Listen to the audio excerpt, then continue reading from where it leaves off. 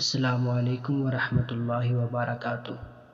بیگم نے آئینے میں لپسٹک ٹھیک کرتے ہوئے کہا، ماں جی آپ اپنا کھانا بنا لینا، مجھے اور انہیں آج ایک پارٹی میں جانا ہے۔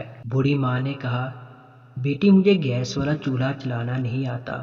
تو بیٹے نے کہا، ماں پاس والے دربار میں آج لنگر ہے، تم وہاں چلی جاؤ نا، کھانا بنانے کی کوئی نوبت ہی نہیں آئے گی۔ ماں چپ چاپ اپنی چپل پہن کر دربار کی طرف ہو چلی۔ یہ سارا واقعہ ان کا 10 سال کا بیٹا سن رہا تھا۔ پارٹی میں جاتے وقت راستے میں اس نے اپنے پاپا سے کہا، پاپا میں جب بہت بڑا آدمی بن جاؤں گا نا، تب میں بھی اپنا گھر کسی دربار کے پاس ہی بناؤں گا۔ ماں نے اس کی وجہ پوچھی، کیوں بیٹا؟ تو اس نے جو جواب دیا اسے سن کر اس کے ماں اور باپ کا سر شرم سے نیچے جھک گیا۔ جو آپ اپنی ماں کو دربار میں چھوڑ آئے تھے، اس نے کہا، کیونکہ ماں جب مجھے بھی کسی دن ایسی ہی کسی پارٹی میں جانا ہوگا، تب تم بھی تو کسی دربار میں لنگر میں کھانا کھانے جاؤ گی نا، اور میں نہیں چاہتا کہ تمہیں کہیں دور کسی دربار میں جانا پڑے۔